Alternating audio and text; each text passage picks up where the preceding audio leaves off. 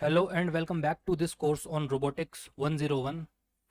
आज के video lecture में हम लोग 4 degree of freedom SCARA robot manipulator की फॉरवर्ड काइनेमेटिक्स इक्वेशन को डिराइव करेंगे और साथ ही साथ हम इसको वेरीफाई करेंगे। We will verify the correctness of the forward kinematics model for this SCARA robot in the home position.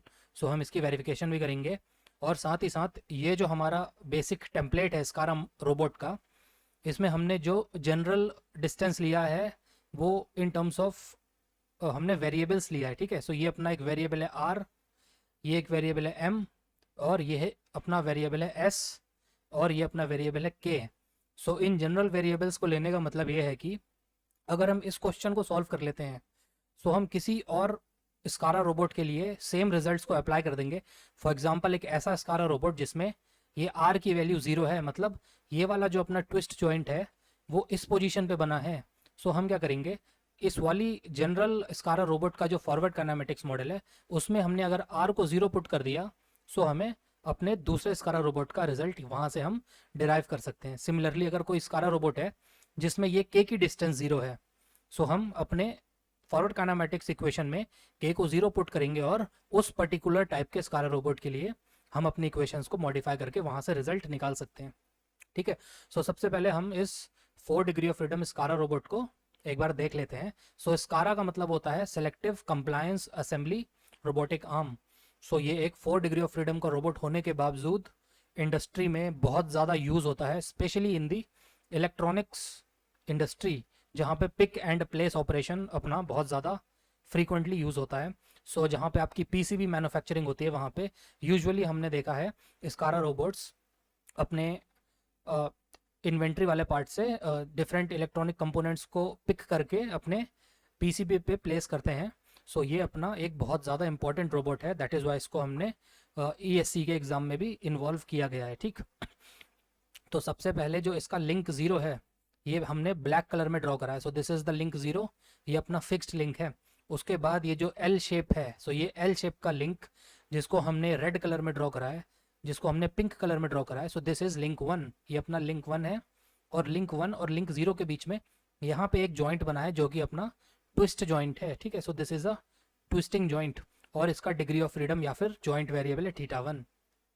अब जॉइंट 1 के सेंटर से, ये अपना जॉइंट 1 है, जॉइंट 1 के सेंटर से ये जो अपना जॉइंट 2 है यहाँ तक के कांस्टेंट डिस्टेंस को हमने कोई एक कांस्टेंट इंटीजर वैल्यू ना लेते हुए हमने इसको r से रिप्रेजेंट कर दिया। r एक कांस्टेंट है। ठीक है, हमने इस डिस्टेंस को r से रिप्रेजेंट कर दिया। सिमिलरली जॉइंट 1 के सेंटर से जॉइंट 2 के सेंटर तक का जो हॉरिजॉन्टल डिस्टेंस है इसको हमने m से रिप्रेजेंट कर दिया। m भी एक कांस्टेंट वैल्यू है। ठीक है ना, इंस्टेड ऑफ टेकिंग इंटीजर और फ्रैक्शनल वैल्यूज हमने यहाँ पे जनरल कांस्टेंट ले लिए। ठीक है ना, दैट हम जो रिजल्ट है उसको जनरलाइज कर सकें। अब लिंक 1 हमने देख लिया है। ये जो ब्लू में है ये वाला, जिसकी एक साइड पे अपना रेवल्यूट जॉइंट है और दूसरी साइड पे प्रिज्मेटिक जॉइंट है, ये जो ब्लू पोर्शन है दिस इज लिंक नंबर 2, ये लिंक 2 है।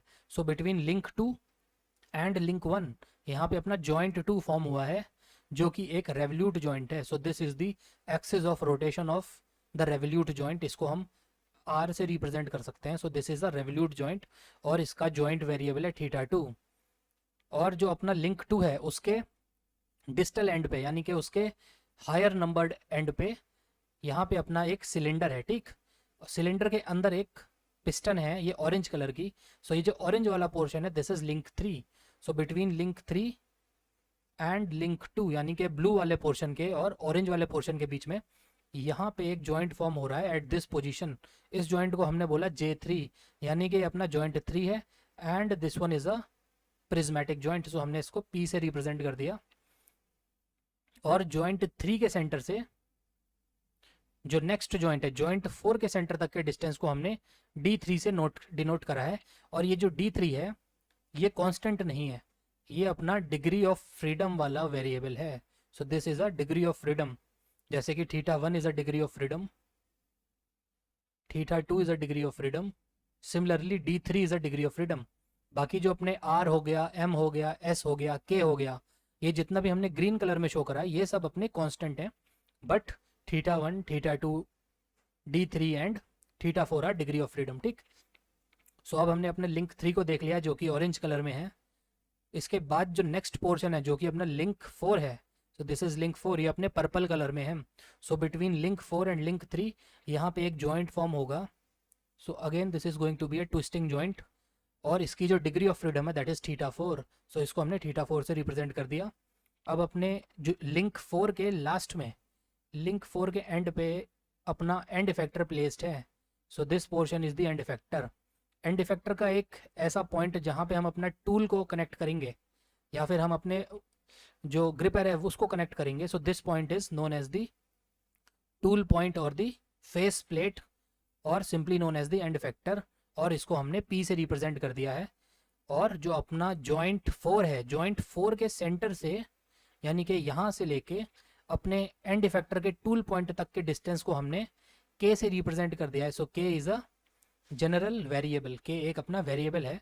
सो हमने ये जो अपने वेरिएबल्स हैं इन सब की टर्म्स में अपने टोटल जो अपना स्कारा रोबोट है उसको डिफाइन कर लिया है।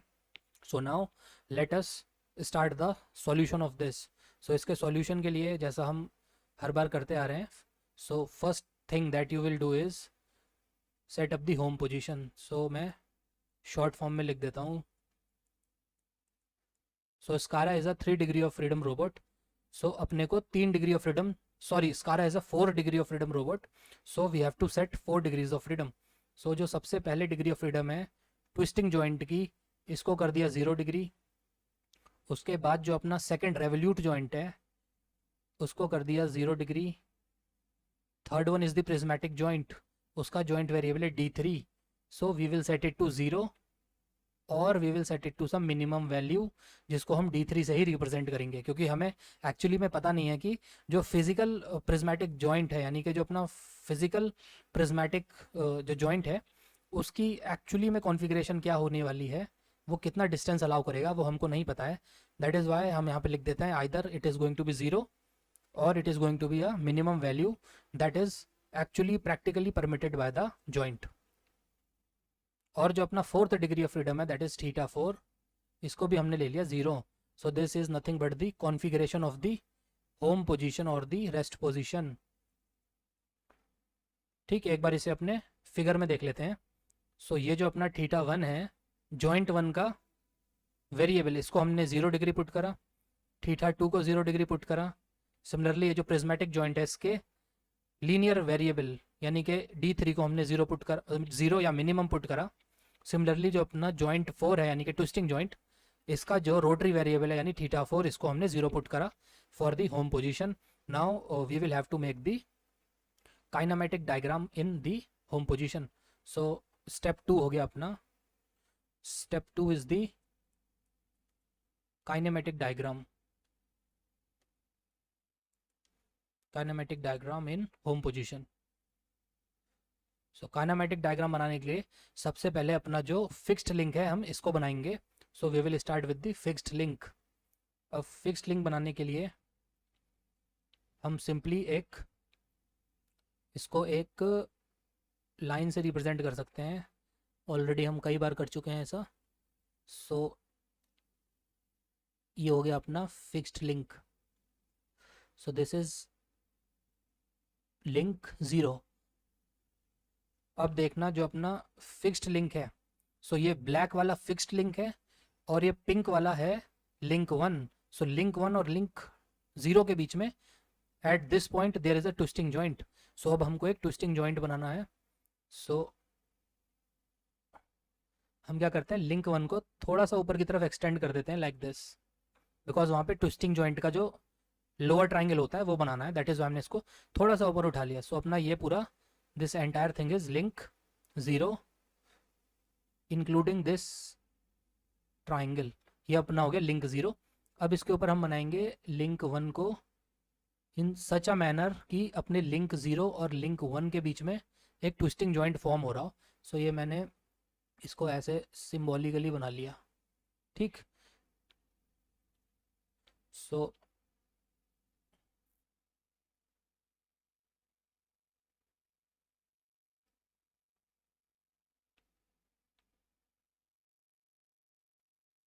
ये अपना हो गया लिंक 1। यहाँ से लेके ये जो ट्राइंगल है ट्विस्ट जॉइंट का, यहाँ से लेके ये ऊपर तक और इस डायरेक्शन में भी बनाऊंगा। सो दिस इज लिंक वन। ठीक है, अब जो लिंक वन की फिजिकल कंस्ट्रक्शन है वहाँ पे एल शेप आ रहा है, यानी कि ये जो पिंक वाला पोर्शन है ये वर्टिकली अपवर्ड जा रहा है और राइट साइड में जा रहा है। सो यहाँ पे एक 90 डिग्री का बेंड है। सो हमें अपनी काइनामेटिक डायग्राम को जस्टिफाई करने के लिए we have to make a 90 degree bend. ठीक, तो मैंने क्या करा, इसको यहाँ से एक 90 डिग्री का बेंड लगा दिया, बिकॉज वो अपने जो फिजिकल रोबोट है उसमें हमको बेंड दिया है, दैट इज़ वाई हमको अपने काइनेमेटिक डायग्राम में सिमिलर टाइप का बेंड लगाना पड़ेगा। सो this is a single link, ये अपना यहाँ पे सिंगल लिंक है और ये यहाँ से 90 डिग्री पे बेंड हो रहा है। सो दिस एंटायर थिंग यहाँ से लेके यहाँ तक this is a link number one. अब लिंक नंबर वन के ये जो लिंक वन है पिंक वाला लिंक वन और ये जो ब्लू वाला है लिंक टू, इन दोनों के बीच में इस पॉइंट पे एक रेवल्यूट जॉइंट है। ठीक है ना। सो अभी हमको एक रेवल्यूट जॉइंट बनाना है। सो अभी तक हम लोग क्या करते थे, रेवल्यूट जॉइंट को इस टाइप से बनाते थे और ये अगला लिंक हो जाता था ऐसे। बट अगर हमने इस रोबोट के केस में अपने रेवल्यूट जॉइंट को ऐसे बना दिया, सो ये अपना गलत हो जाएगा। इसका मतलब है कि अगर हमने इसको ऐसे बना दिया सर्कल, सो दैट मीन्स जो हमारी एक्सिस ऑफ रोटेशन है that is coming out of the computer screen. But in reality जो हमारी एक्सिस ऑफ रोटेशन है that is in this direction, यानी कि कंप्यूटर स्क्रीन का जो प्लेन है उसमें अपनी वर्टिकल डायरेक्शन में है। So now we have to use a different representation of revolute joint. So अभी तक हम जिस तरीके से रेवल्यूट जॉइंट बनाते थे वो नहीं बना सकते हैं। सो अब मैं क्या करूँगा, so I will use another representation of revolute joint. ये मैंने आपको ये मैंने आपको एक वीडियो लेक्चर में पढ़ाया हुआ है कि डिफरेंट टाइप्स ऑफ रिप्रेजेंटेशन क्या होती है अपने जॉइंट्स की। सो मैं इस टाइप से यहाँ पे इसे बना लेता हूँ।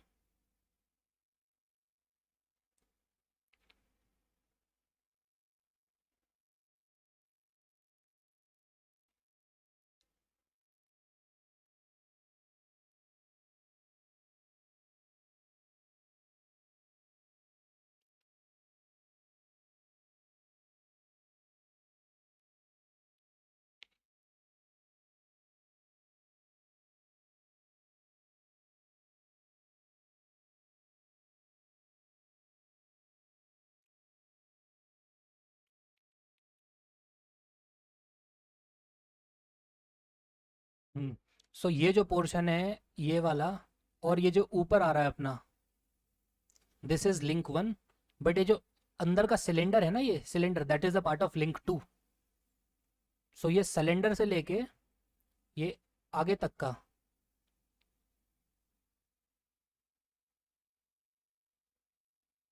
सो दिस इज सिलेंडर से लेके यहाँ तक दिस इज लिंक टू। ठीक है, सो बिटवीन यहाँ पे मैं लिख देता हूँ। सो this is also link one. Link one हो गया यहाँ से लेके अपना ये ऊपर के पार्ट तक, और अंदर का जो सिलेंडर है वहाँ से लेके ये आगे तक का जो पोर्शन है दैट इज लिंक टू। ठीक, और ये जो एक जॉइंट बना है this is nothing but a rotary joint, और यहाँ पे हमको जॉइंट के रेवोल्यूशन की एक्सेस भी पता है। So this is going to be the axis of rotation. So ये एक ऑल्टरनेटिव वे है रेवल्यूट जॉइंट को शो करने का। सो यहाँ पे मैं लिख सकता हूँ दिस इज जॉइंट टू और ये जो अपना था दिस इज जॉइंट वन। ठीक, अब आप देखना फिजिकल रोबोट में ये जो लिंक टू है जो अभी हमने यहाँ तक बनाया है इसके डिस्टल एंड पे एक सिलेंडर लगा हुआ है। ठीक, सो अभी हमें सिलेंडर को सिंबॉलिकली बनाना पड़ेगा। सो इस वाले एंड पे देयर इज़ अ सिलेंडर। सो हमने एक सिलेंडर बना लिया इस टाइप से। अगेन ये सिंबॉलिकली हम डिज़ाइन कर रहे हैं, this is not to the scale. So ये हो गया अपना सिलेंडर। और ठीक, सो ये अब एंटायर पोर्शन ये वाले जॉइंट से लेके दिस एंटायर लेंथ और ये जो सिलेंडर है this is link two. Now link two और लिंक थ्री के बीच में there is again a prismatic joint. So ये एक प्रिज्मेटिक जॉइंट हो गया। सो ये हो गई अपनी प्रिज्मेटिक जॉइंट की प्लंजर यानी कि पिस्टन, और जो लिंक है उसकी लेंथ हो गई लाइक दिस। ठीक, सो ये जो हमने चीज़ बनाई है this is the orange portion. ये जो ऑरेंज पोर्शन है ये अपनी पिस्टन हो गई और ये इसके आगे का एक्सटेंशन हो गया, ठीक। So this is nothing but link 3, ये हमने लिंक 3 बनाया। अब देखना लिंक 3 और लिंक 4 के बीच में there is a twisting joint. So जो ये अपना एंटायर थिंग है, this entire thing, this is link 3। अब लिंक 3 और लिंक 4 के बीच में there is a twisting joint. So हम ट्विस्टिंग जॉइंट को रफली we can use this representation. So ये अपनी ट्विस्टिंग जॉइंट हो गई।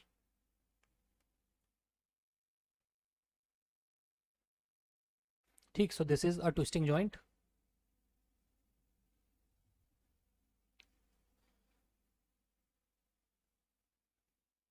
ठीक, सो ये हो गया, यहाँ तक का पोर्शन हो गया लिंक 3। और ये जो लोअर ट्राइंगल है, लोअर ट्राइंगल से नीचे तक का portion, this entire thing is nothing but link 4।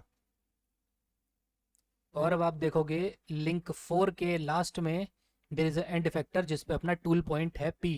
सो हम एंड इफेक्टर को रफली बना सकते हैं like this. So this is end effector, और इसका एक सूटेबल पॉइंट आप ले लेना, that is the point P। So ये अपना पॉइंट हो गया टूल पॉइंट। सो अब हमने अपना काइनेमेटिक डायग्राम बना लिया है। जो चीज़ मिसिंग है यानी कि लिंक 3 और लिंक 2 के बीच में ये जो जॉइंट है, so this is joint 3। So this one is joint 3, और ये जो अपना जॉइंट है दिस इज जॉइंट 4। सो अब हमारा काइनेमेटिक डायग्राम कंप्लीट हो गया है। Now we can just mark these fixed length. So ये R हो गया, ये डिस्टेंस M है, ये S है और ये K है। इसको मैं मार्क कर लेता हूँ। So I will just use rough marking, ठीक। सो रफ मार्किंग से हम इसको मार्क कर लेते हैं। सो यहाँ से यानी कि अपना जॉइंट 2 के सेंटर से जॉइंट 1 के सेंटर तक का डिस्टेंस इज रफली given by the alphabet R। So ये डिस्टेंस R हो गया, और मैं इसको रफली मार्क कर रहा हूँ, ठीक। यहाँ से लेके यहाँ तक का distance, this is R। Now joint 1 से लेके जॉइंट 2 का डिस्टेंस हॉरिजॉन्टल डायरेक्शन में इज गिवन बाय M। सो यहाँ से लेकर ये जो डिस्टेंस है this is given bye M। So this distance is M।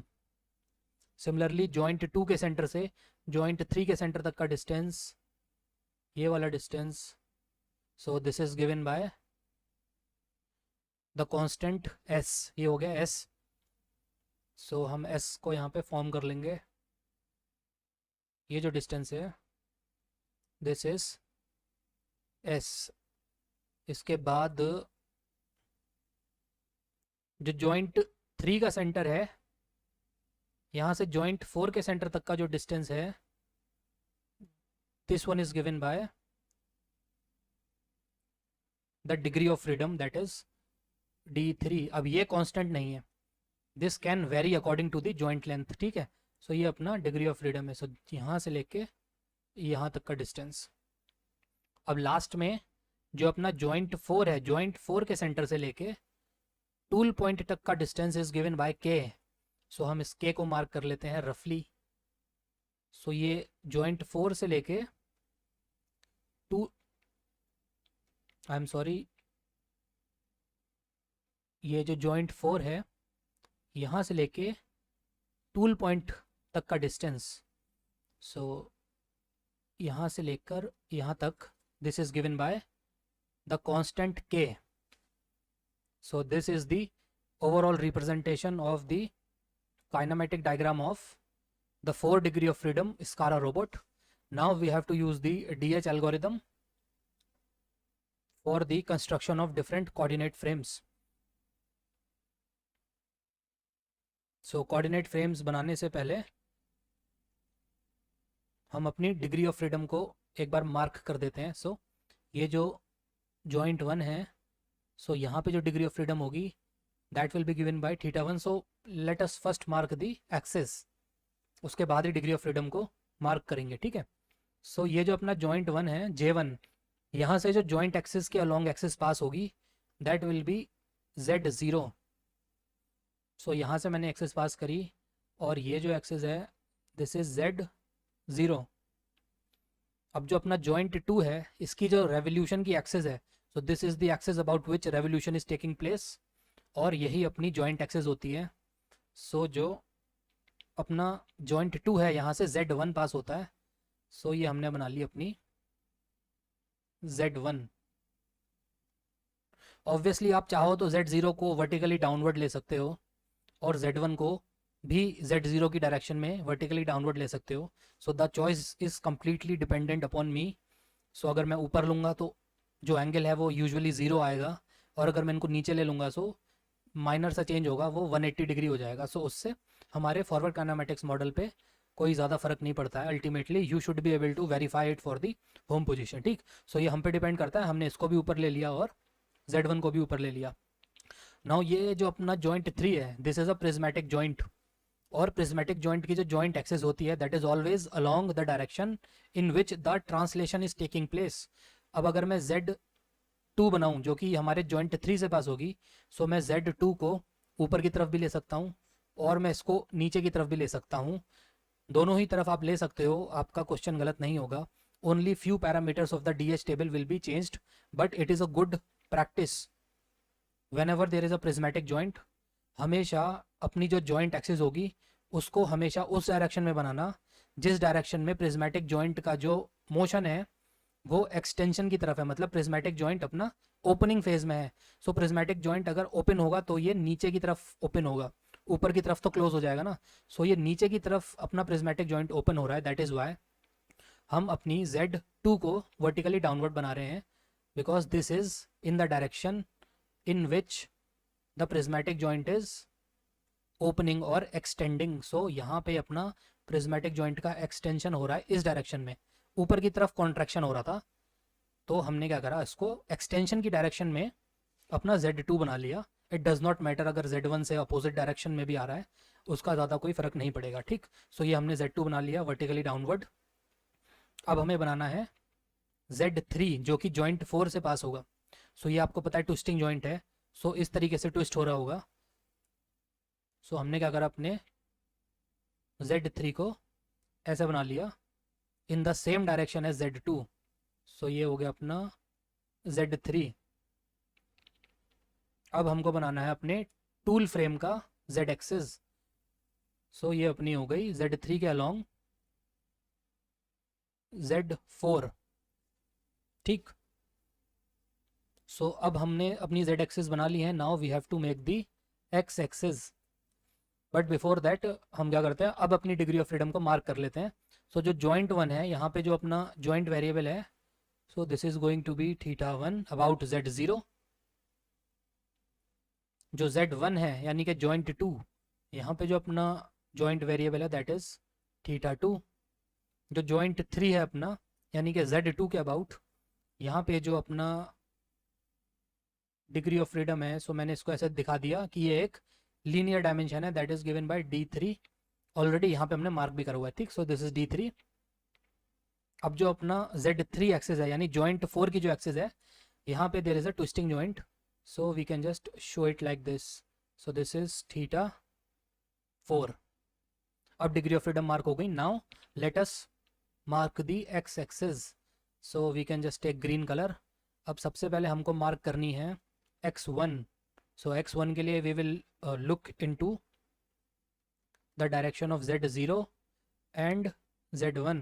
सो ये देखो, ये है Z1 गोइंग वर्टिकली अपवर्ड, ये हो गई Z0, ये भी वर्टिकली अपवर्ड है। अगर आप Z0 को एक्सटेंड करोगे लाइक दिस यहाँ पे, सो Z0 और Z1 दोनों पैरेलल हैं, देयरफॉर इन दोनों के बीच का जो कॉमन नॉर्मल है like this, so we will make X1 in the direction of common normal of Z0 and Z1।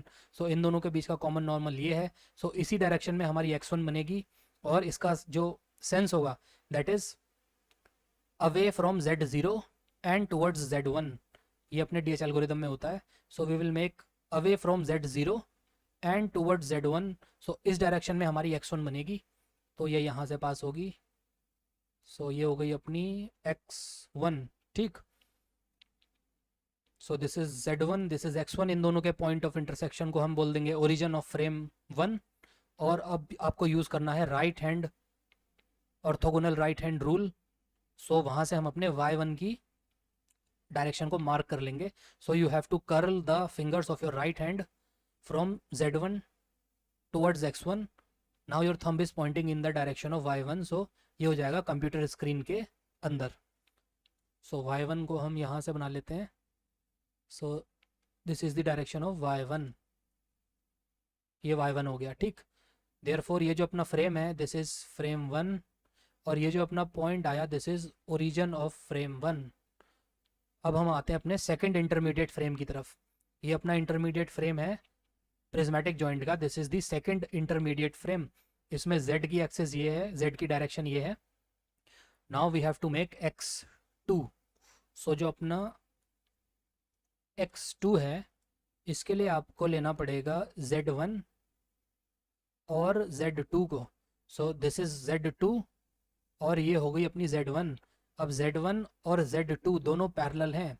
Therefore इनके बीच में जो कॉमन नॉर्मल है ये वाला, इसी के अलोंग में हमारी X2 बनेगी और इसका डायरेक्शन होगा away from Z1 and towards Z2. So मैंने एक एक्सेस बना ली that is away from Z1 and towards Z2. So वो यहाँ से ऐसे पास होगी लाइक दिस. सो ये हो गई अपनी. So this is X2. ठीक है.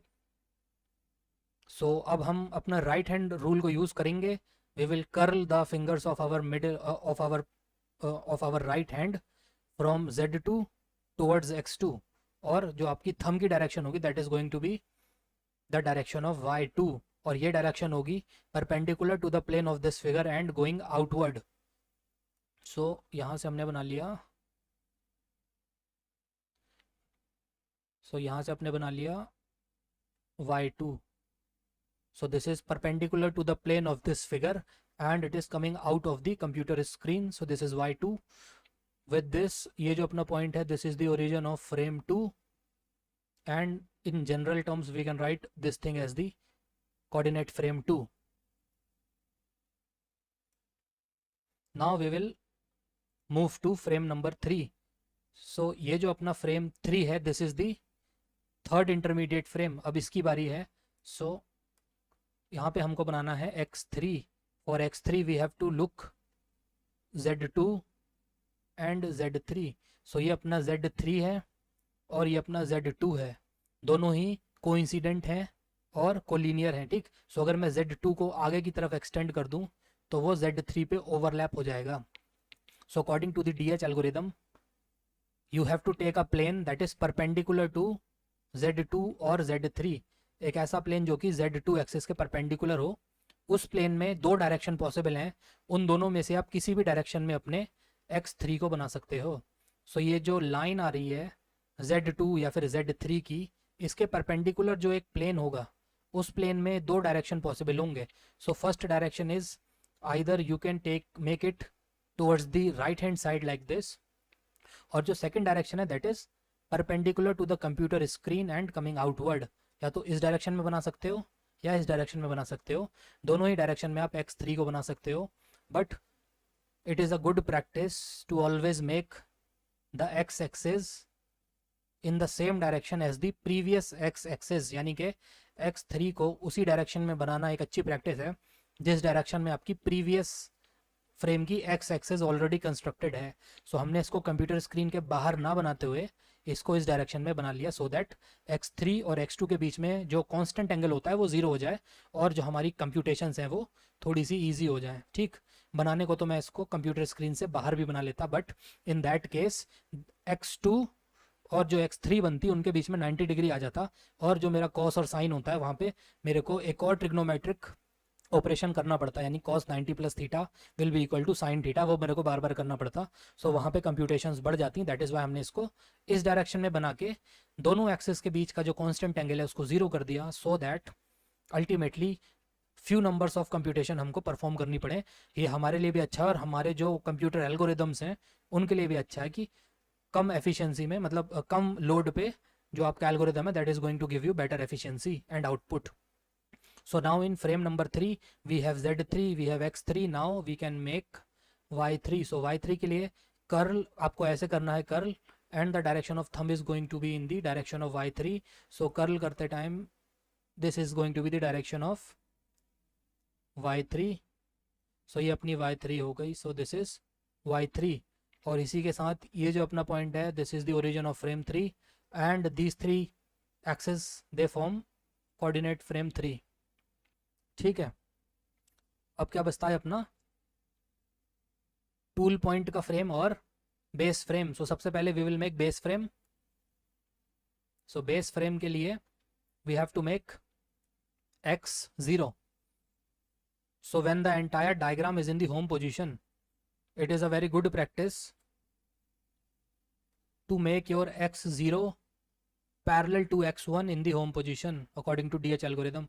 So ये हमने बना लिया x0 और इसको x1 के पैरेलल बना दिया इन the home position, so that दोनों एक्सेस के बीच का एंगल 0 हो जाए, जो कांस्टेंट पार्ट है, और हमारे को नंबर ऑफ कंप्यूटेशंस या कैलकुलेशंस कम करनी पड़े।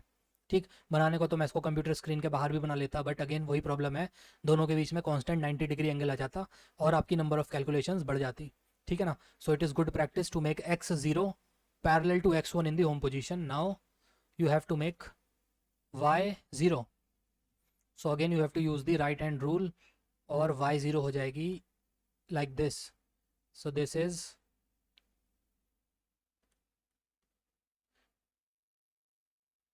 so y0 is perpendicular to the computer screen and going inside. Okay, y0 is going inside the computer screen. With this, ये जो point है अपना, this is the origin of frame 0 and this entire triad is the coordinate frame 0. So हमारा frame 0 हो गया, frame 1 हो गया, frame 2 हो गया, frame 3 हो गया। Now we have to make the end effector frame. So हमको z की डायरेक्शन पता है, अब बचता है x4।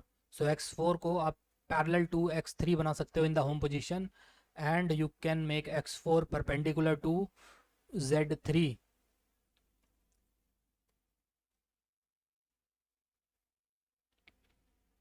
सो हमने क्या करा, अपने x3 के पैरेलल बना लिया लाइक दिस, और ये जो अपना बना x4, this is also perpendicular to z3। So z3 vertically downward आ रहा है, x4 जा रहा है राइट में, सो दोनों परपेंडिकुलर भी हैं और x3 के x4 पैरेलल भी है। So this is the only direction in which you can make x4 for having minimum number of computations. Now we have to use the right hand rule to construct the y4 axes. So y4 के लिए this is the direction of y4। So this is y4। इसके लिए आपको अपने right hand के fingers को curl कराना है फ्रॉम z4 टुवर्ड्स x4, यानी z4 से x4 की तरफ कर्ल कराना है। So your thumb is going to point in a direction that is perpendicular to the plane of this figure and going outside. So this is the direction of y4. With this we have identified this point as the origin of coordinate frame 4 and this triad is the frame number 4 in terms of general frame assignments. So ये अपना frame assignment हो गया, ये origin हो गई, और ये जो k है, so let me mark, ये जो k है d3 है, सॉरी d3 नहीं, ये जो k है, ये जो r है, m और s, ये तो हो गए अपने कांस्टेंट। अब इनकी हमने न्यूमेरिकल वैल्यू नहीं लिखी है, हमने इनको कांस्टेंट की टर्म में लिखा है, बिकॉज अलग अलग स्कारा रोबोट में अलग अलग वैल्यूज होती हैं इनकी। So instead of taking a constant value, हमने इनको ये इन वेरिएबल्स की फॉर्म में सॉल्व कर लिया, सो दैट बाद में जितने भी स्कारा रोबोट हमारे पास आए, हम इनकी वैल्यूज को चेंज करके अपना आंसर निकाल लें। ठीक, सो ये जो क्वेश्चन है, consider it to be like a template. ये एक टेम्पलेट की तरह है, एक जनरल केस है, इसके बाद हम अपने स्कारा रोबोट के जो रिजल्ट है यहीं से डिडक्ट कर लिया करेंगे। ठीक, तो ये जो ग्रीन में मार्क करा है, दीज आर कॉन्स्टेंट डिस्टेंसेस। ठीक, उसके साथ ही साथ ये जो d3 है, this is degree of freedom. ये जो d3 तो हो गया मार्क, θ2 डिग्री ऑफ फ्रीडम है, θ1 this is degree of freedom, और θ4 this is degree of freedom. ठीक, जो येलो में मार्क करी हैं ये अपनी 4 डिग्री ऑफ फ्रीडम है, और ये जो ग्रीन में मार्क करें दीज आर कॉन्स्टेंट्स। ठीक, so with this we have made the frame assignments and now it is time for the creation of the DH parameters table. So हम DH table को यहीं पर बना लेते हैं। So let me create the DH table first. So ये हो गया DH टेबल। और इसमें हमारी 4 डिग्रीज ऑफ फ्रीडम है, दैट इज़ वाई हमने 4 रोज लिए हैं, ठीक है। So these are the transformations, 4 rows हैं because we have 4 degrees of freedom. So अब एक एक करके अपने डी एच पैरामीटर टेबल को फिल कर लेते हैं। सो सबसे पहले रो 1 से स्टार्ट करते हैं। सबसे पहले हम फर्स्ट रो को फिल करेंगे। So this is the transformation of frame 1 with respect to frame 0। So theta i के लिए हमको फ्रेम 0 को एनालाइज करना है with respect to frame 1। So theta i होता है rotation about the z0 axis. So हम अपने फ्रेम 0 को z0 के अबाउट कितना रोटेट कराएं सो दैट x0 की और x1 के बीच में जो एंगल है वो 0 हो जाए। सो ऑलरेडी दोनों के बीच में एंगल 0 है, so this is pointing towards the right and x1 is also pointing towards the right, therefore x0 and x1 are parallel, therefore इन दोनों के बीच में जो एंगल है constant part that is 0, but on the axis of rotation यानी कि जो हमारी axis of rotation है z0, on that axis there is a degree of freedom or rotary variable present, therefore यहाँ पे हम लेंगे 0 plus theta 1, so that is equal to theta 1। अब हम अपने di की बात करते हैं। सो di मतलब फ्रेम 0 को z0 के अलोंग कितना हमें ट्रांसलेट करना है सो दैट x0 और ये जो x1 है इन दोनों के बीच में जो डिस्टेंस है वो 0 हो जाए। सो अगर मैं अपने फ्रेम 0 को इस पॉइंट से लेके यहाँ पर ट्रांसलेट कर देता हूँ by a distance r, then x0 और x1 के बीच में जो डिस्टेंस है वो वैनिश हो जाएगा, देयरफॉर di की प्लेस पे हम लिख देंगे r। Now ai, so ai is the translation of frame 0 along the x1 axis। So frame 0 को x1 की डायरेक्शन में कितना मूव करना है सो दैट z0 और z1 के बीच में जो डिस्टेंस है वो खत्म हो जाए, देयरफॉर z0 और z1 के बीच में जो डिस्टेंस है that is equal to m। So हम अपने फ्रेम 0 को x1 की डायरेक्शन में अगर m यूनिट मूव करा दें सो z0 और z1 ओवरलैप हो जाएंगे, देयरफॉर ai की प्लेस पे हम लिख देंगे m। Now alpha i, so alpha is the rotation of frame 0 about the x1 axis so that the angle between z0 and z1 becomes 0। so z0 और z1 already parallel हैं, therefore इनके बीच में जो constant angle है वो 0 है। and on the axis of rotation जो कि x1 है, x1 axis पे कोई भी rotary variable नहीं है, that is why variable part भी 0 हो जाएगा, therefore 0 plus 0 we can simply write equal to 0 degree। Now अपनी रो 2 को देखते हैं। सो रो 2 में हमको फ्रेम 2 को एनालाइज करना है विद रिस्पेक्ट टू फ्रेम 1। सो ये अपना फ्रेम 2 है और ये अपना फ्रेम 1 है। सो theta I is the rotation of frame 1 about z1 axis so that x1 और x2 के बीच में जो एंगल है वो 0 हो जाए। सो x1 और x2 ऑलरेडी पैरेलल हैं, देयरफॉर इनके बीच में जो एंगल है वो 0 डिग्री है in this home configuration. So the constant part is 0, but on the axis of rotation यानी कि अगर हम फ्रेम 1 को z1 के अबाउट रोटेट कर रहे हैं सो एक्सिस ऑफ रोटेशन पे देयर इज दिस थीटा 2 यानी कि एक रोटरी वेरिएबल या डिग्री ऑफ फ्रीडम प्रेजेंट है, देयरफॉर इसके वेरिएबल पार्ट में we will write theta 2। So 0 degree plus theta 2 that will simply be equal to theta 2। Now D I, so D I होता है अपना translation of frame 1 along the z1 axis, यानी frame 1 को z1 की direction में कितना translate करना है सो दैट x1 और x2 के बीच में जो ऑफसेट है इन द डायरेक्शन ऑफ z1 वो 0 हो जाए। तो हम देख रहे हैं x1 और x2 ऑलरेडी कोइंसिडेंट हैं लाइंस, तो इन दोनों के बीच में जो डिस्टेंस है वो 0 है, देयरफॉर हमको अपने फ्रेम 1 को z1 के अलॉन्ग मूव नहीं करना है, देयरफॉर जो डी आई है डी आई में हम लिख देंगे 0। नाउ ए आई, सो ए आई होता है ट्रांसलेशन अलॉन्ग द z2, ठीक है, क्योंकि हम फ्रेम 2 को विद रिस्पेक्ट टू फ्रेम 1 देख रहे हैं, देयरफॉर ai का मतलब है हम अपने फ्रेम 1 को x2 की डायरेक्शन में x2 की डायरेक्शन में कितना मूव करेंगे सो दैट z1 और z2 के बीच में जो डिस्टेंस है वो 0 हो जाए। सो इसका आंसर होगा s, देयरफॉर ai में हम लिख देंगे s। Now alpha I, so alpha is the rotation of frame 1 about the x2 axis, x2 के अबाउट फ्रेम 1 को कितना रोटेट करना है सो दैट z1 और z2 के बीच में जो एंगल है वो अपना 0 डिग्री हो जाए। सो अगर मैं रफली बना लूँ, सो दिस इज Z1, ये Z1 है अपना ऊपर जा रहा है, और Z2 is pointing vertically downward, so this is Z2. Now if you rotate from Z1 towards Z2, Z1 से Z2 की तरफ हम आएंगे, so this angle is 180 degree. और जब आप इसका कर्ल लोगे या फिर जब आप रोटेशन करोगे from Z1 towards Z2, so your thumb is going to point in this direction.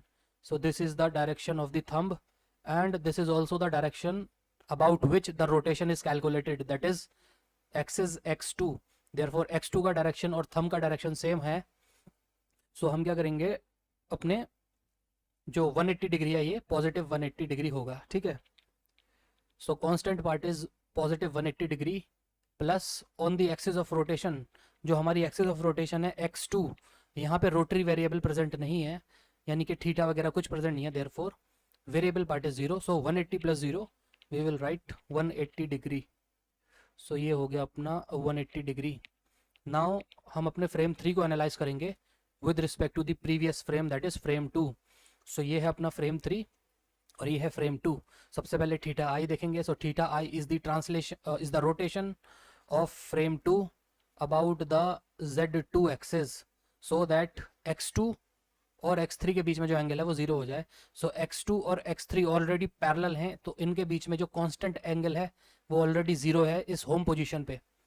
Plus आप एक वेरिएबल पार्ट जोड़ते हो, that is going to look after all the other positions except the home position. ठीक, so जो variable part है वो हम निकालते हैं जो हमारी एक्सिस ऑफ रोटेशन है. सो इस केस में एक्सिस ऑफ रोटेशन थी हमारी Z2, और Z2 पे कोई भी रोटरी वेरिएबल नहीं है because this is a prismatic joint. Z2 के अलोंग D3 है जो कि एक ट्रांसलेशन है, बट यहाँ पे रोटेशन नहीं है, देयरफॉर वेरिएबल पार्ट में हम 0 लिखेंगे. सो 0 plus 0 is 0 degree. Now DI, so DI is the translation of frame 2 in the direction of Z2 so that the distance between x2 and x3 vanishes. so x2 और x3 के बीच का distance कितना है, D3. therefore हम अपने frame 2 को Z2 के अलोंग अगर D3 डिस्टेंस मूव कर देंगे, सो हमारा x2 x3 और x2 एक दूसरे पे ओवरलैप कर जाएगा. therefore यहाँ पे इसकी वैल्यू हो जाएगी, DI की वैल्यू हो जाएगी D3. Now AI, so AI is the translation of frame 2 along the direction of x3. सो हम अपने फ्रेम 2 को x3 के डायरेक्शन में कितना मूव करेंगे, सो दैट Z2 और Z3 के बीच में जो ऑफसेट है इन दिस डायरेक्शन वो 0 हो जाए. सो ऑलरेडी आप देख रहे हो Z2 इस तरीके से है, और सेम लाइन में कोइंसिडेंट है हमारा Z3. So in a direction perpendicular to this, यानी कि x3 के डायरेक्शन में इन दोनों के बीच में ऑफसेट 0 है, मतलब डिस्टेंस 0 है. दैट इज वाई जो AI है यहाँ पे हो जाएगा 0. इसका मतलब है हमें अपने फ्रेम 2 को x3 के डायरेक्शन में मूव करने की जरूरत नहीं है because the distance is already 0. Now alpha I, so alpha is the rotation of frame 2 about the axis x3. So x3 के अबाउट हम अपनी फ्रेम 2 को कितना रोटेट करें, सो दैट Z2 और Z3 के बीच में जो एंगल है वो 0 हो जाए. सो Z2 इस टाइप से नीचे आ रहा है और इसी के साथ कोइंसिडेंट है Z3. सो इन दोनों के बीच में जो एंगल है वो ऑलरेडी 0 है because both are parallel and in the same direction. Therefore जो कांस्टेंट एंगल है that is 0. And on the axis of rotation यानी कि x3 पे जो वेरिएबल पार्ट है that is also 0. So 0 plus 0 we can simply write 0 degree. ठीक, now हम अपने लास्ट फ्रेम को प्रीवियस फ्रेम के रिस्पेक्ट में एनालाइज करते हैं, दैट इज फ्रेम 4 को फ्रेम 3 के रिस्पेक्ट में एनालाइज करते हैं. सो theta I is the rotation of frame 3 about the Z3 axis so that the angle between x3 and x4 becomes 0. so x3 और x4 ऑलरेडी पैरेलल हैं, therefore home position में इनके बीच में जो कांस्टेंट एंगल है that is 0 degree. Plus जो variable part है उसके लिए हमें एक्सिस ऑफ रोटेशन को देखना होगा.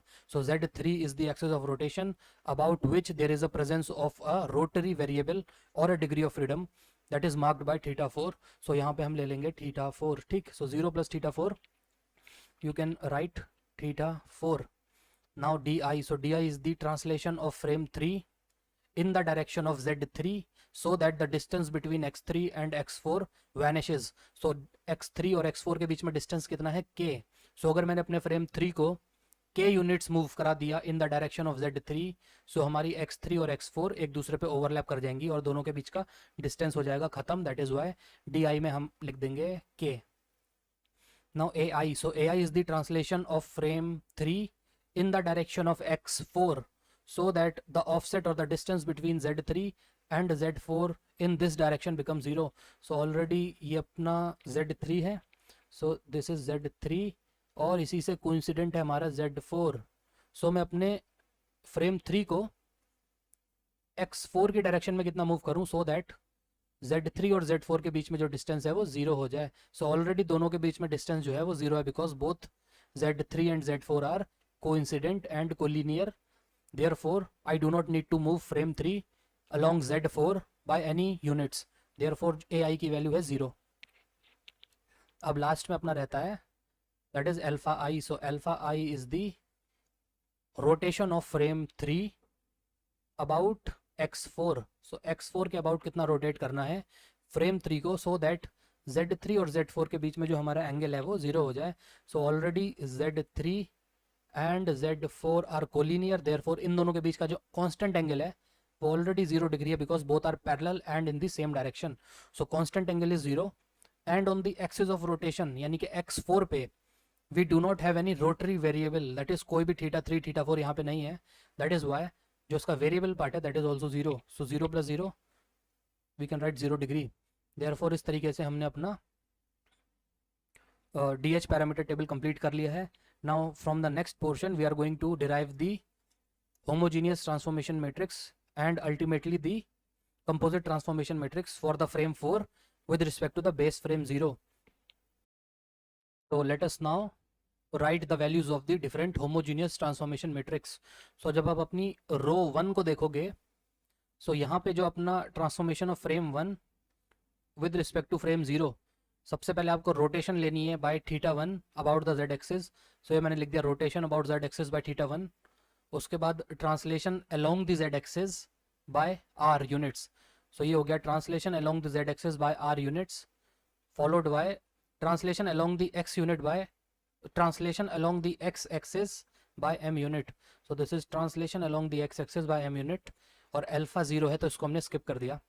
सिमिलरली जब आप इसको सॉल्व करोगे so you will get this 4/4 matrix. ठीक है. सो इसकी जो वैल्यू है this is C1, this is S1 यानी कि cos θ1 sin θ1 minus sin θ1 cos θ1 और ये जो वैल्यूज हैं ये है m मल्टीप्लाइड बाय cos θ1 और ये वाली जो वैल्यू है this is m multiplied by sin θ1. ठीक है ना. सो ये मैंने यूजिंग सम सॉफ्टवेयर इसको सॉल्व करा है. सो जब आप सॉल्व करोगे so you will get a value like this. Similarly आपको DH टेबल से होमोजीनियस ट्रांसफॉर्मेशन मैट्रिक्स कैलकुलेट करना आता है. So you can just follow the previous videos जिसमें मैंने ये बहुत डिटेल्स में पढ़ा है. दैट इज़ वाई हम यहाँ पे डायरेक्ट आंसर लिख दे रहे हैं. So this is the transformation of frame 2 with respect to frame 1. जब आप इसको सॉल्व करोगे so you will get value like this. So ये जो टर्म है this is S multiplied by cos θ2 और ये जो टर्म है this is S multiplied by sin θ2.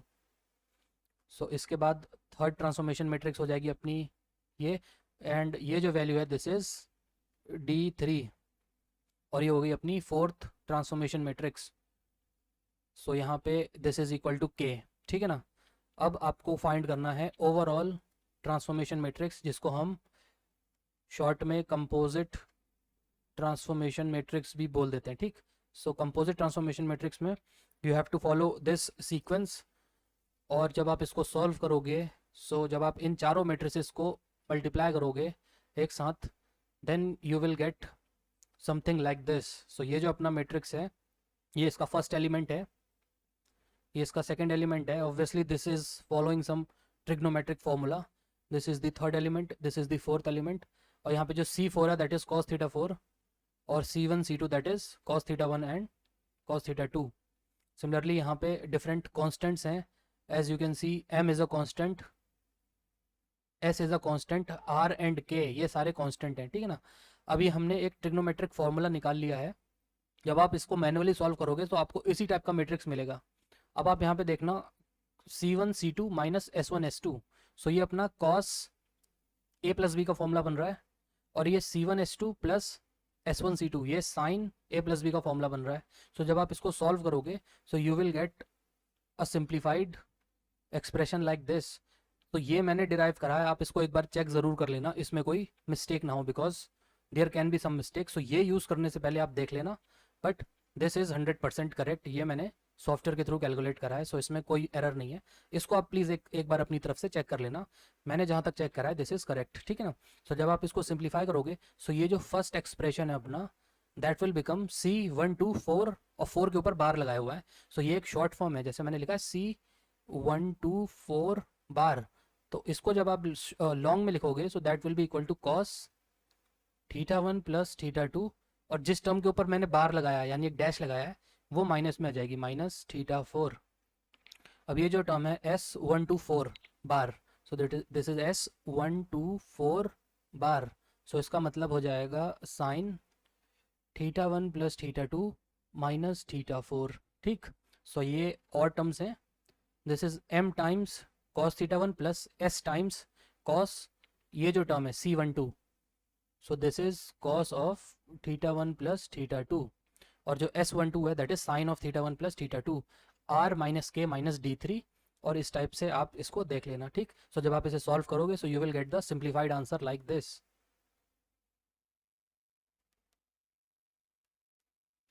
सो ये हो गया अपना ओवरऑल ट्रांसफॉर्मेशन मैट्रिक्स, यानी कि फॉरवर्ड काइनेमेटिक्स इक्वेशन या फिर loop closure equation in the simplified form. Now in the next portion we are going to verify this.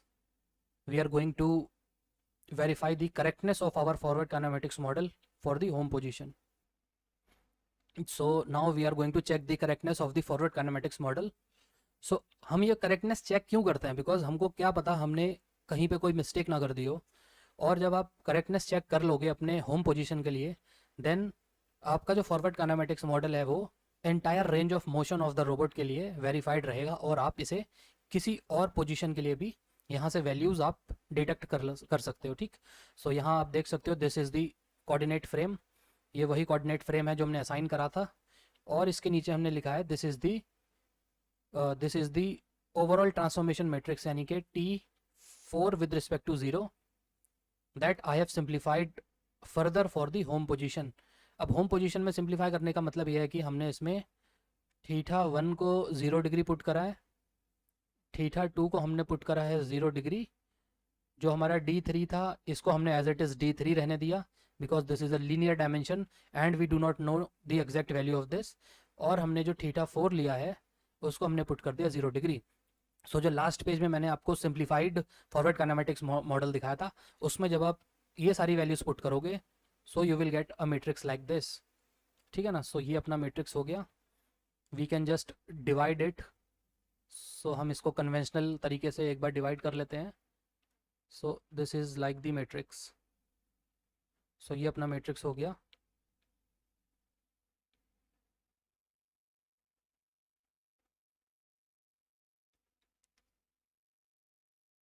Okay. सो इसका जो अपर 3x3 मैट्रिक्स है ये this is the rotation matrix और the orientation matrix, ये आपको already पता है. सो let us just verify it.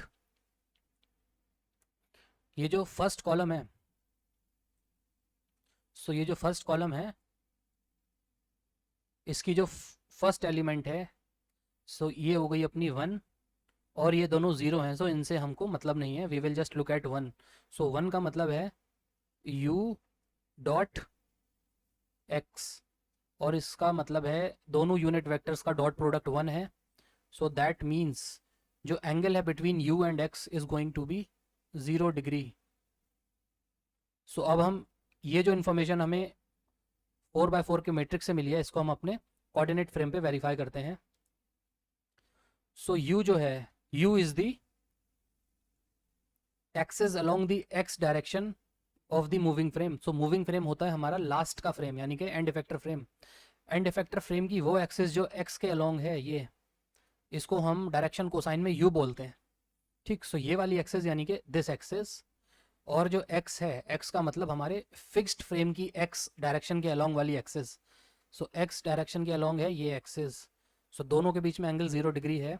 ये हमको अपने होम पोजीशन के ओवरऑल ट्रांसफॉर्मेशन मैट्रिक्स से पता चला है और इसको हमने फिजिकली वेरीफाई कर लिया, बिकॉज जो हमारा एंड इफेक्टर का फ्रेम है उसकी एक्स एक्सिस और जो फिक्स्ड फ्रेम की एक्स एक्सिस है दोनों के बीच में 0 डिग्री एंगल है। So this is verified. Now हम देखते हैं अपने सेकेंड कॉलम को। सो दिस इज सेकेंड कॉलम, ठीक। सो सेकेंड कॉलम में this element is 0 and this element is 0, only this element is -1। सो ये जो -1 है ये होता है v डॉट प्रोडक्ट और y, और दोनों की वैल्यू है -1। इसका मतलब है कि v वेक्टर और y वेक्टर के बीच में जो थीटा होगा वो cos inverse -1 that is equal to 180 degree. So क्या ऐसा रियलिटी में हो रहा है? इसको हम अपने कोऑर्डिनेट फ्रेम से वेरीफाई कर लेते हैं। सो v जो होता है, v is the unit vector along the y direction for the moving frame. So moving frame का वो वेक्टर, यूनिट वेक्टर जो y की डायरेक्शन में है, इसको सिंबॉलिकली हम v से रिप्रेजेंट कर देते हैं। सो हम इस वेक्टर की बात कर रहे हैं। This is coming out of the computer screen. अब जो y होता है, y क्या होता है? y है अपना फिक्स्ड फ्रेम का वो वेक्टर जो कि y डायरेक्शन में है, यानी फिक्स्ड फ्रेम हो गया अपना ये वाला फ्रेम 0, और ये वेक्टर जो कि y की डायरेक्शन में है। So this is going inside the computer screen. अब ये जो वेक्टर है this is going inside the computer screen, और ये जो वेक्टर है अपना this is coming outside of the computer screen. So दोनों के बीच में एंगल कितना है? 180 डिग्री। वो हमें यहाँ से वेरीफाई हो गया, ठीक है ना। सो इस तरीके से हम अपने फॉरवर्ड काइनेमेटिक्स मॉडल को स्टेप बाय स्टेप वेरीफाई कर सकते हैं। So this is verified, this is verified. अब हम अपने थर्ड कॉलम की तरफ आते हैं। सो जो अपना थर्ड कॉलम है दिस इज 0 0 एंड -1। सो 0 0 -1, 0 0 को हम स्किप कर देंगे। ये जो -1 है, सो -1 का मतलब है w unit axis unit vector dot product with z unit vector, और दोनों की वैल्यू है -1। दैट मीन्स इन दोनों के बीच का एंगल कितना होना चाहिए? 180 डिग्री। सो इस डेटा को अब हम अपने कोऑर्डिनेट सिस्टम पे वेरीफाई कर लेते हैं। सो ये जो W है इसका मतलब है कि जो मूविंग फ्रेम है उसकी वो एक्सेस जो Z के अलोंग है। सो ये अपना मूविंग फ्रेम है, इसकी ये एक्सेस Z के अलोंग है। So this is W। अब जो Z है, Z होता है अपने फिक्स्ड फ्रेम की एक्सेस जो कि Z के अलोंग है। सो ये वाली एक्सेस यानी कि Z0, ये फिक्स्ड फ्रेम की एक्सेस Z डायरेक्शन में, और ये है अपने मूविंग फ्रेम की एक्सेस Z डायरेक्शन में। दोनों के बीच में 180 डिग्री है क्या? As you can see this is going vertically upward, this is going vertically downward. दोनों के बीच में angle is equal to 180 degree. Hence हमारा जो ओरिएंटेशन पार्ट है दैट इज वेरीफाइड, ठीक है ना। ओरिएंटेशन अपना वेरीफाइड हो गया है। Now we need to verify the displacement और दी ट्रांसलेशन पार्ट। सो सबसे पहला जो डेटा पॉइंट है दिस, ये जो है अपना दिस इज dx, यानी कि displacement along the x direction. किसका डिस्प्लेसमेंट? सो अगर आप पॉइंट पूछोगे, सो this is the displacement of the origin of frame 4, यानी कि इस पॉइंट का displacement from the origin of the fixed frame, यानी इस पॉइंट से है। सो ये पॉइंट और ये पॉइंट, इन दोनों पॉइंट का displacement along the x direction of the fixed frame. So ये अपना फिक्स्ड फ्रेम है, इसका x डायरेक्शन ये है। तो इस डायरेक्शन में इन दोनों पॉइंट्स के बीच का, यानी कि ओरिजिन ऑफ फ्रेम 4 और ओरिजिन ऑफ फ्रेम 0 कितना डिस्टेंस है? सो अगर मैं ये वाला डिस्टेंस ऐड कर दूं, so this is going to be m+s। इसको हम अपने डायग्राम में देख लेते हैं। सो अगर मैं m को ऐड कर दूं प्लस मैं s को ऐड कर दूं, सो m+s यहाँ से लेके यहाँ तक का डिस्टेंस है, और यही डिस्टेंस अपने ओरिजिन ऑफ फ्रेम 0 से लेके origin of the fixed frame, sorry origin of the moving frame. So this entire distance is equal to m+s। So ये हमको अपना फॉरवर्ड काइनेमेटिक्स मॉडल के ट्रांसलेशन पार्ट से वेरीफाई हो गया। जो सेकंड अपना एलिमेंट है दैट इज dy, और इसकी वैल्यू आ रही है 0। क्या ये ठीक है? सो dy होता है अपना मूविंग फ्रेम के ओरिजिन का डिस्टेंस फिक्स्ड फ्रेम के ओरिजिन से along the y direction of the fixed frame. So y direction है कंप्यूटर स्क्रीन से परपेंडिकुलरली इनसाइड, बट ये एंटायर फिगर हमने कंप्यूटर स्क्रीन के प्लेन पे बनाया है, therefore out of the plane, यानी कि inside plane. Inside the plane distance क्या होगा? दोनों पॉइंट्स का 0 होगा। Because this is the third dimension, और थर्ड डायमेंशन में हमने अपना ड्राइंग नहीं बनाया है, हमने खाली एक्स और जेड वाले प्लेन पे अपना ड्राइंग बनाया है, ठीक। So in the direction of y0 the distance between the origin of the moving frame with respect to the origin of fixed frame is 0, therefore ये हमने अपने सेकेंड एलिमेंट से वेरीफाई कर लिया। नाउ थर्ड एलिमेंट इज, ये जो element है this is D Z. So D Z की वैल्यू है r minus k minus d3। सो क्या ये वैल्यू ठीक है, ये अभी हम आपको कोऑर्डिनेट फ्रेम में देखना है। सो डी जेड क्या होता है, जो ओरिजिन ऑफ मूविंग फ्रेम है यानी पॉइंट O4, इस पॉइंट का फिक्स्ड फ्रेम के ओरिजिन से यानी O0 से z एक्सिस के अलोंग कितना डिस्टेंस है, यानी कि Z0 के along fixed axis, fixed frame जो है उसकी Z0 के अलोंग कितना डिस्टेंस है। सो अगर ये ओरिजिन अपना इस पॉइंट पे है, ठीक। सो ये अगर मैं हॉरिजॉन्टल लाइन बना लूँ लाइक दिस, सो ये हो गया। और यहाँ से अगर मैं हॉरिजॉन्टल लाइन बना लूँ, ये ओरिजिन से पास हो रही है लाइक दिस। सो ये डिस्टेंस यहाँ तक का होना चाहिए in the Z direction. O0 का O4 से लेके डिस्टेंस कितना होना चाहिए, सो ये अपना DZ होना चाहिए, इतना डिस्टेंस। अब क्या ये distance r minus k minus D3 के बराबर आ रहा है, ये हम देख लेते हैं, ठीक। सो इसके लिए आपको देखना पड़ेगा ये टोटल डायग्राम। ये जो टोटल डिस्टेंस है यानी इस पॉइंट से लेके यहाँ तक का, so this is r। So ये जो टोटल डिस्टेंस है this is equal to r। इसमें से अगर मैं ये वाला डिस्टेंस हटा दूँ तो मेरे को dz मिल जाएगा। सो ये डिस्टेंस कितना है, दिस इज D3 और ये हो गया k। सो ये हो गया अपना, रफ बना रहा हूँ मैं, ठीक है। सो ये डिस्टेंस है D3 यहाँ तक, और ये डिस्टेंस है अपना k, और ये जो टोटल डिस्टेंस है this is equal to r।